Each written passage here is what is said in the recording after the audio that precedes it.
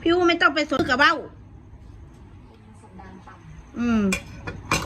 พี่อูไม่ต้องไปสนกับเรื่องของกูแหละสู้รวยก็รวยไปติล่ะหรือว่าบุมีพวกพ่อกับกาเลยเอามาเบ้าสกูน่ะนี่บ่มีเขาบ่มีเขาเข่าสีหมอกกอกหมอตกงานอยู่3 เดือนไปจูจักไวไฟเดี๋ยวมาคอมเมนต์ด่ากูไปหาอาศัยไวไฟเพื่อนบ้านไปขอไวไฟเขาพอเดี๋ยวมาเบิกช่องกูไปจูจักสูน่ะไปขอรหัสไวไฟเพื่อนบ้านนะพอเดี๋ยวคอมเมนต์ด่ากูน่ะบ่มีเขาปัญญาเติมเน็ตนะเฮ้ยกูนี่เน็ตกูไปได้ทั่วไทยเด้อ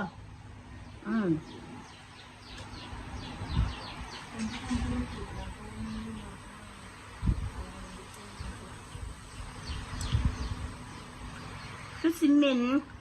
สกปรกจนเคยตัวกับมันดมบ้างแหละกูบอกหลายเถื่อให้มาเลียกูจะงานให้เลียแล้วก็สลบไปตายอยู่โรงพยาบาลผุนคือซีเมนต์ต่างสัตว์เมนต์ต่างสี่เมนต์กระสางเลยโคตรพอสมบูรณ์มันอยู่ในโกนฮีกูนะ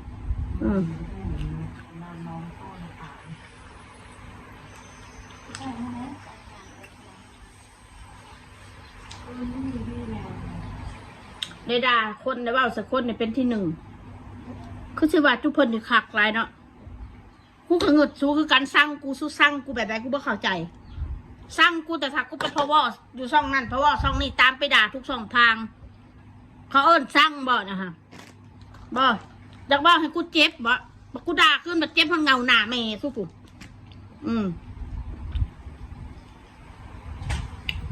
มาเท่าด่าขึ้นในปากดีจังหองบัดพวกมึงอะสัญหาFCเขามาเขาไปอยากออกกล้องก็เอาเขาไปด่าความสัวของสูน่ะมันเกี่ยวยังกันเห็นแต่มือกับไปด่าเราเห็ดเพียงเสียหัวซูเราขี่ใส่หมอแกงจะบอกพี่อู๋นะจุกไปด่าเรา